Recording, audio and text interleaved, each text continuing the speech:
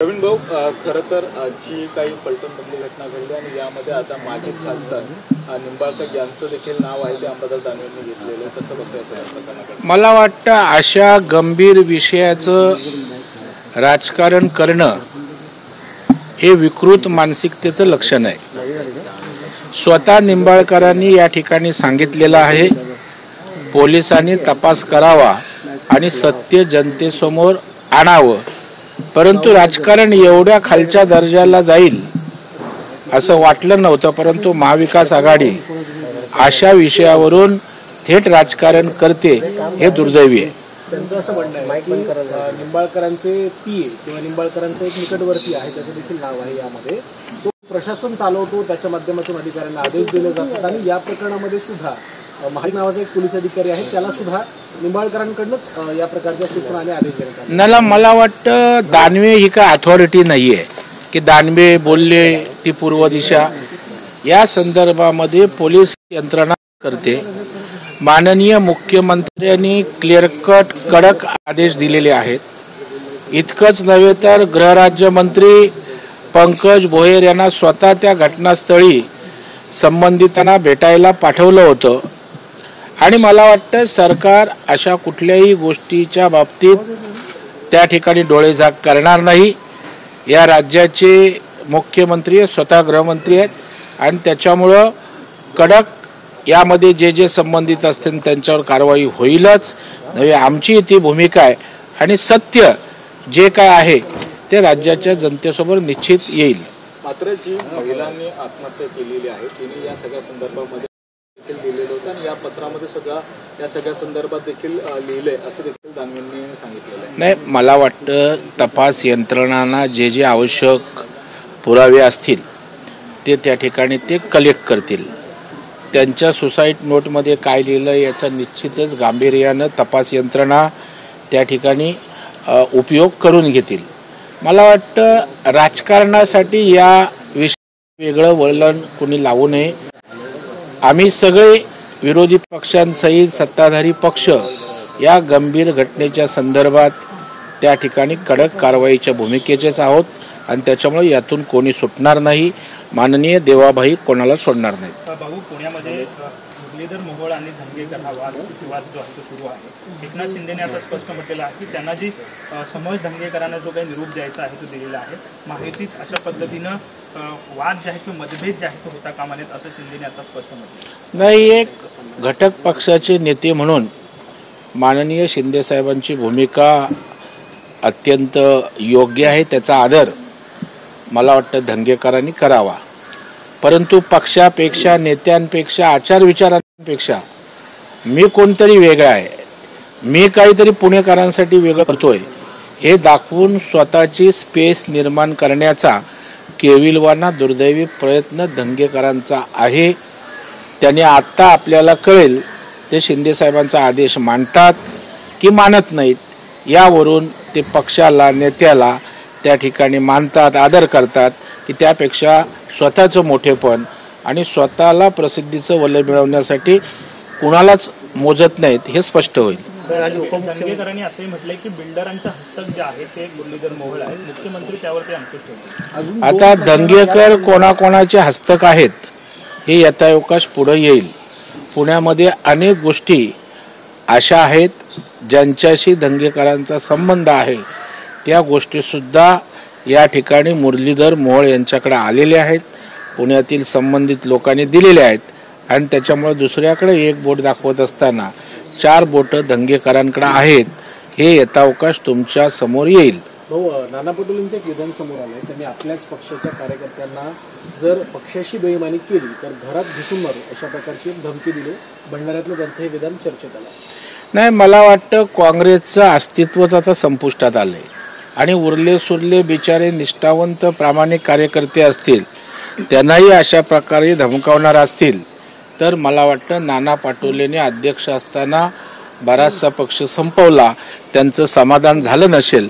उरला सुरला संपवण्याची त्यांची जी इच्छा आहे ती पूर्ण करत असावीत. गडकरींचं सुद्धा एक विधान समोर आलं. नितीन गडकरींचं त्यांनी काल एका कार्यक्रमात बोलताना बावनकुळेंना उद्देशून असं म्हटलं की भाजपमध्ये इन्कमिंग सुरू आहे, परंतु पक्षातल्या जुन्या कार्यकर्त्यांकडे सुद्धा लक्ष द्या, अन्यथा ज्या वेगानं आपण वाढलो त्याच वेगानं आपण खाली सुटलो. नाही, गडकरी साहेब आमचे ज्येष्ठ मार्गदर्शक नेते आहेत. त्यांचा अनुभव दांडगा आहे. त्यांनी कुठल्याही गोष्टींचं सजेशन्स केलेलं पक्ष पातळीवर निश्चितच त्या ठिकाणी सकारात्मक घेऊन पक्ष त्याच्यावर तशा अर्थात विचार त्या ठिकाणी निश्चितपणे करत असतो. आणि एक गोष्ट खरी आहे की कुठल्याही पक्षामध्ये निष्ठावंत जे असतील त्यांना जास्तीचं महत्त्व दिलंच पाहिजे. याविषयी काही कुणाचं दुमत असायचं कारण नाही. राज ठाकरेंनी मोर्चाबाबत आज पदाधिकाऱ्यांची बैठक घेतली. त्यांनी असं मार्गदर्शन केले की हा मोर्चा जो आहे तो सत्तेसाठी नाही, सत्यासाठी आहे.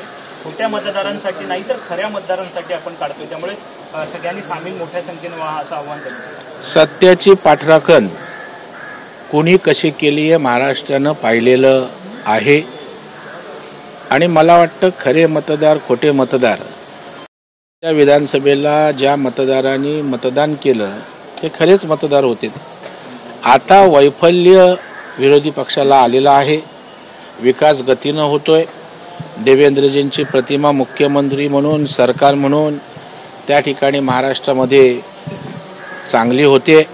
आणि त्याच्यामुळं आता आपल्याला संभ्रम निर्माण केल्याशिवाय कुठलं तरी खोटं नॅरेटिव्ह सेट केल्याशिवाय आपल्याला काही खरं नाही, काही हातात लागणार नाही याची पूर्णपणे खात्री झाल्यानं आता रडीचा डाव खेळण्याचे प्रयत्न या मतदार यादीवर मतदानावर होऊन त्या ठिकाणी विरोधी पक्षाचं सुरू आहे.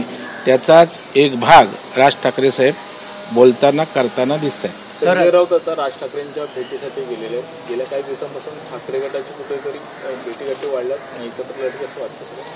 मला वाटतं या राज्यात दुसरे दोन पक्षाचे नेते भेटतच नाहीत किंवा तुम्हाला दिसतच नाहीत. म्हणजे दोन पक्ष एकत्र येणं ही काय महाराष्ट्रात आज प्रक्रिया होते की यापूर्वी असं कधी अद्भुत झालं नाही की दोन पक्ष दोन नेते एकत्र येत आहेत. मला वाटतं ही नॅचरल प्रक्रिया आहे. आता महाविकास आघाडीमध्ये 3 पक्ष एकत्र आहेत. आमच्या महायुतीमध्ये 3 पक्ष एकत्र आहेत. म्हणजे महाराष्ट्रात असं काय पहिल्यांदाच जादू होते, पहिल्यांदाच चमत्कार होतोय की 2 पक्ष 2 नेते एकत्र येणार आहेत. मला वाटतं तुमच्या कॅमेऱ्यातनं इतर लोक एकत्रित येत आहेत हे चुकत असेल किंवा तुम्हाला त्यांच्या भेटीचं जास्तीत जास्त अप्रूप वाटत असावं. भाऊ, मुंबई महापालिका निवडणुकीच्या अनुषंगाने भाजपने एक संकल्प केलेला आहे. 150+ हा संकल्प असणार आहे. आणि ज्या ठिकाणी महाविकास आघाडीच्या कमकुवत जागा आहेत त्या कशा जास्त जिंकता येतील याकडे सुद्धा जोर जो आहे तो भाजप लावणार.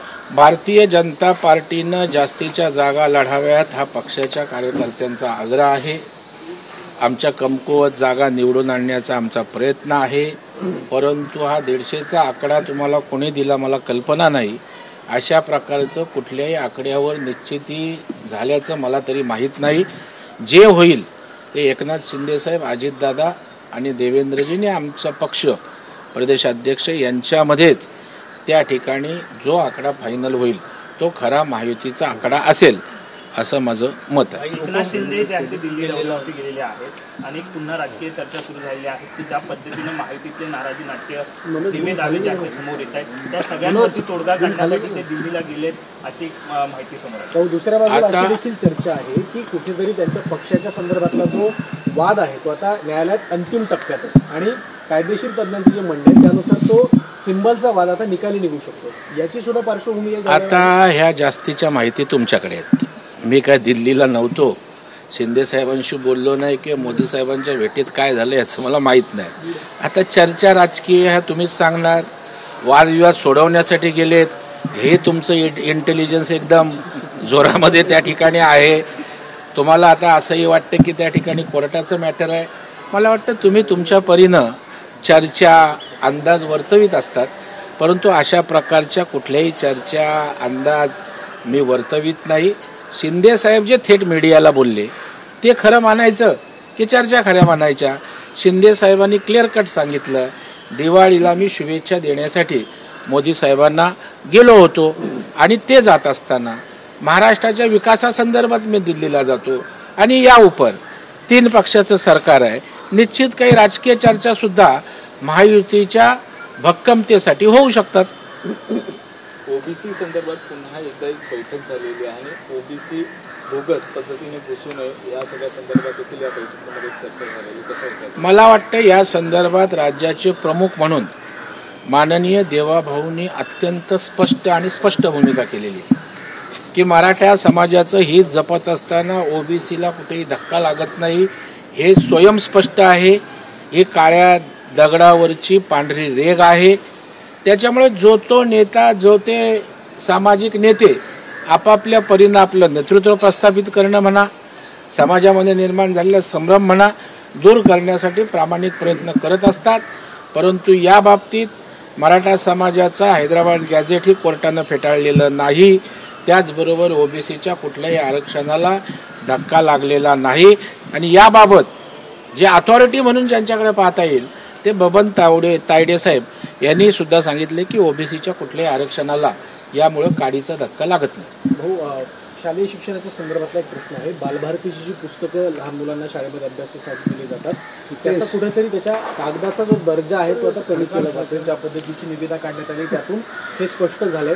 यावर आता संघटनांकडून आक्षेप घेण्यात आला की पुस्तकांचा जो दर्जा आहे, कागदाचा जो दर्जा आहे तो अबाधित राखला जावा, त्या पद्धतीची मागणी केली जाते. ना अत्यंत रास्त आणि चांगली मागणी आहे. जर दर्जा पुस्तकांचा आणि कागदांचा चांगला नसेल तर आता ही मागणी कशातनं आली, वस्तुस्थिती काय आहे याचं संबंधित डिपार्टमेंट निश्चितपणे माहिती घेईल आणि जर त्यामध्ये तथ्य असेल तर दुरुस्ती केली जाईल. अन्यथा हा विषय केवळ कुठल्या तरी संघटना काहीतरी उद्देशानं करतायत असंच त्याकडे पाहता येईल. संजय शिरसाट म्हणतायत की आता वयानुसार कधीतरी थांबायचं का, असा माझ्या मनात प्रश्न आलाय. असे निवृत्तीचे संकेत देखील त्यांनी दिलेले आहेत. मला वाटतं माणूस जेव्हा निवृत्तीचे संकेत देतो तेव्हा तो जास्त ताकदीनं आणखी काम करायची त्याची मनात आंतरिक इच्छा असते. आणि संजय शिरसाट आमचे मित्र आहेत, त्यांनी एवढ्या लवकर निवृत्तीचे वेध घेणं म्हणजे मला वाटतं आमच्यासारख्या राजकारणाला फार वाईट वाटते. त्याच्यामुळे संजय शिरसाट यांनी आणखी 25 वर्ष तरी काम करावं अशा प्रकारची आमची अपेक्षा आहे. ते चांगल्या प्रकारचे नेते आहेत, सर्वसामान्य माणसांसाठी काम करतात.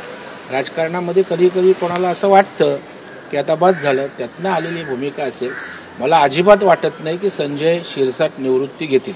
मात्र गेल्या काही दिवसापासून या संजय शिरसाटांवर कुठेतरी चिडकोच्या प्रकरणामध्ये होताना पाहायला मिळतात. रोहित पवार यांनी देखील आज त्या सगळ्या संदर्भात नाही, मला वाटतंय बघा, आरोप असतात राजकारणामध्ये, एकमेकांवर आरोप त्या ठिकाणी होत असतात.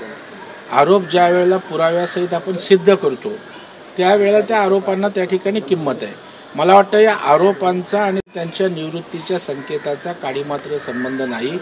संजय शिरसाटांनी वारंवार सांगितलेलं आहे, मी कुठल्याही चौकशीला सामोरं जायला तयार आहोत. संजय शिरसाटांची प्रतिमा मलिन करण्यासाठी रोहित पवार यांचा रोजचा जो काही उपक्रम असतो त्यातला तो भाग आहे.